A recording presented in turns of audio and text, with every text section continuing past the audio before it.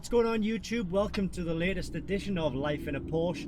This is part number 4 in my European road trip tour 2019. So if you're not aware and haven't seen any of the other videos, there's a group of us driving around Europe, Germany, France, Belgium and UK, and it's going to be a 4 or 5 part series where we basically just do all things Porsche related.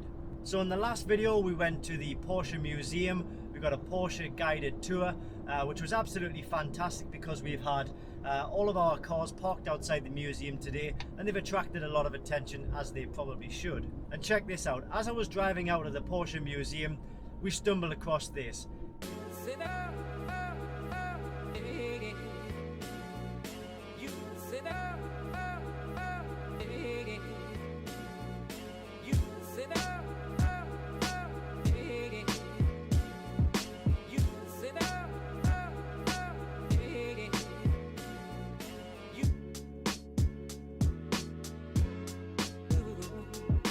So right now we are on the road to Frankfurt.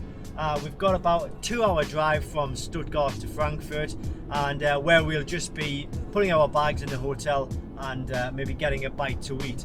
Nothing much interesting for you to see, so I'll probably check in with you again tomorrow morning. So I don't want to spend too much time on the Frankfurt Motor Show on this particular video, because I know just simply walking around and doing slow motion pictures of cars is pretty boring unless there's something really interesting. So let's get to Frankfurt Motor Show.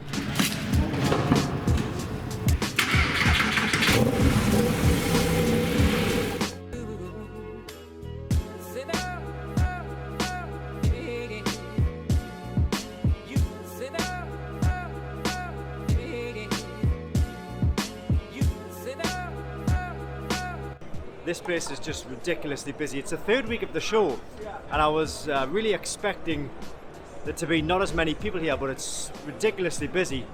The VW stand couldn't get moved, the Audi stand couldn't get moved, so after the Porsche stand now, and I expect utter carnage really. So we're heading up now to the TAYCAN Turbo, new all-electric car, and you can see how busy the stand is. Not going to get anywhere near this car. Let's see if we can take a better look at the car.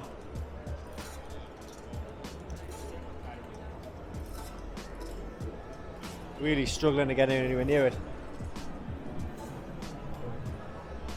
There's a better look. A little bit different from the Mission E concept, but still looking really good. In white, I prefer it in white than I would the blue. Let's see if we can take a look inside the TAYCAN first of all. First thing I notice is I certainly wouldn't choose this interior colour. Looks like all the sat nav and everything is on the passenger side. Obviously fully digital display, as you would expect. Climate controls, all touch screen.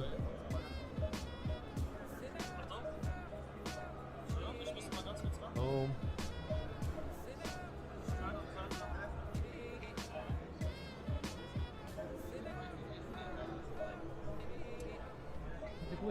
This guy changing the lights.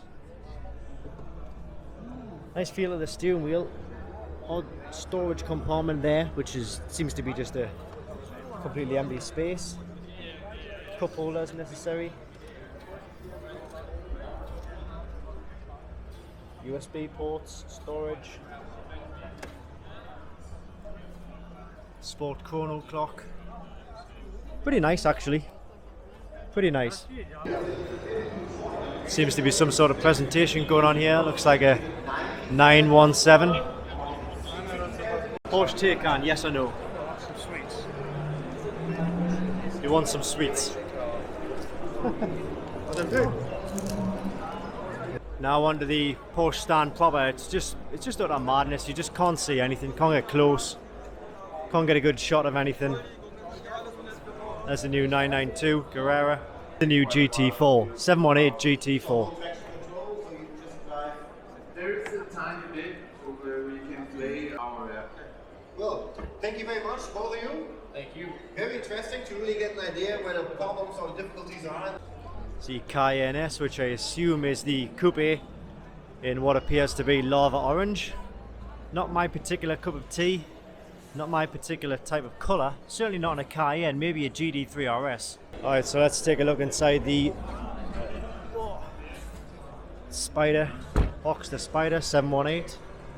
Manual gearbox, sport chrono pack, Alcantara. Minimalistic, full of options.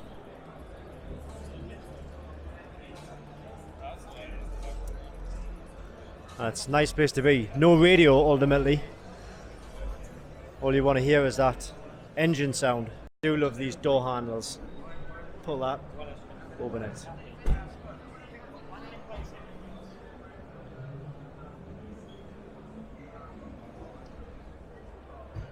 Which radio station would you like, sir?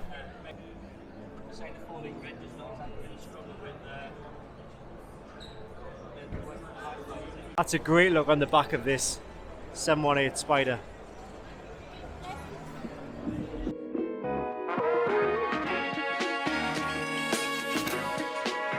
That's about it from the Porsche stand. There's been a bit of a display going on here which we seem to have missed. And the rest of the stands, well, so far pretty uninspiring. There might be something else that I haven't quite seen yet. I'll check back in with you if I see something interesting. If not, on with the next part of the journey.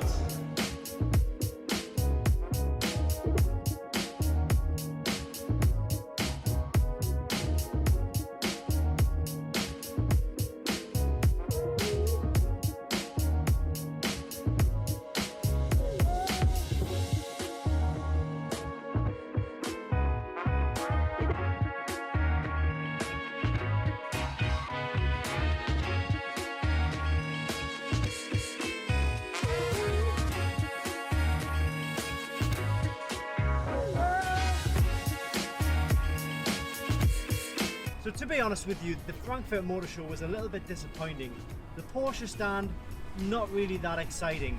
Everything else, not really that exciting. A lot of the main manufacturers like the sports cars like Ferrari, Aston Martin, didn't even turn up. So now we've got about a 2-hour drive from Frankfurt to a place called BERN-KASTEL. Again, a place I've never been to, not sure what to expect. I believe it's not far in the vicinity of the Nürburgring, to be confirmed. But time to leave Frankfurt. Our walkie-talkie's going mad. Time to leave Frankfurt and get on the road to BERN-KASTEL.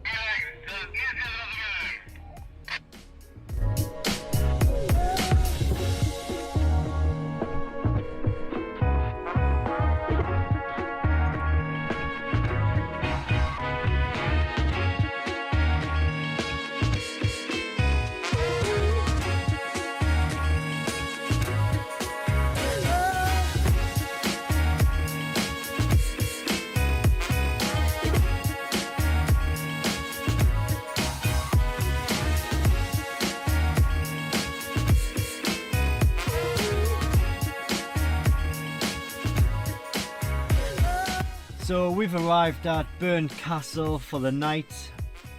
Journey of 1 hour 56, I believe. I'll show you the map right here. So you can see where we've started here on the right hand side. I hope that's zooming. And then we've come to BERN-KASTEL. Just under a 2-hour drive there. Quite a nice drive on the way in.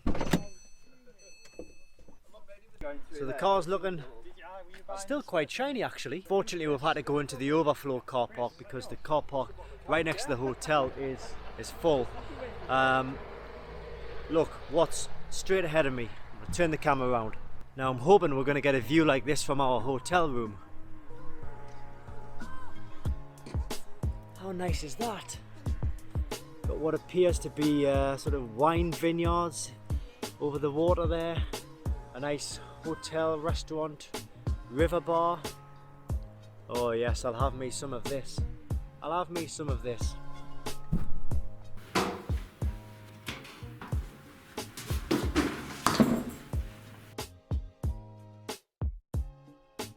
But the room is actually really cool. The ceilings here, we've got nice wood ceilings. It's like a nice little long room. Big TV there. Bathroom. Cool little bathroom, shower, toilet. Yeah, nice little room, nice place to stay for the night. Get ready and charge my phone up, get ready, get my money, go out for some, go out for some beers.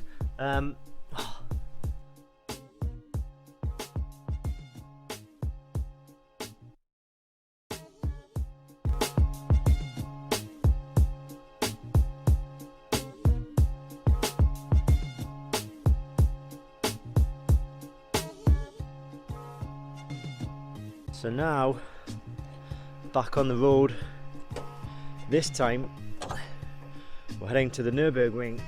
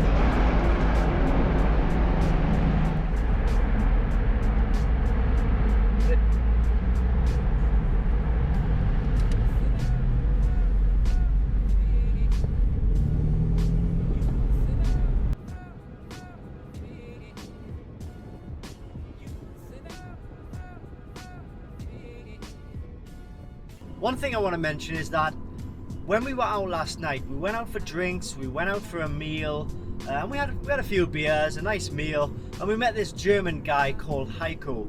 And the reason I'm mentioning this is because I didn't want it to go unmentioned, basically. The reason, because this guy, we didn't know him, we didn't have a clue who he was or who he is. Apart from one guy, David, in our group, he knows who he is. But this Heiko guy didn't have a clue who the rest of the group were. And he decided that he was going to pay for all of our drinks, all of our meal, which was absolutely so kind of him. But the reason Everybody all good, yeah? Yeah, all good.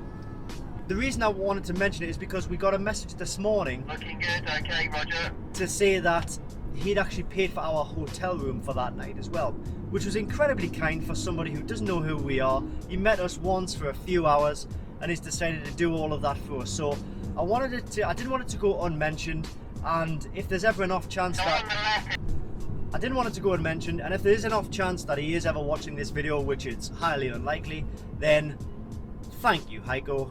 Thank you.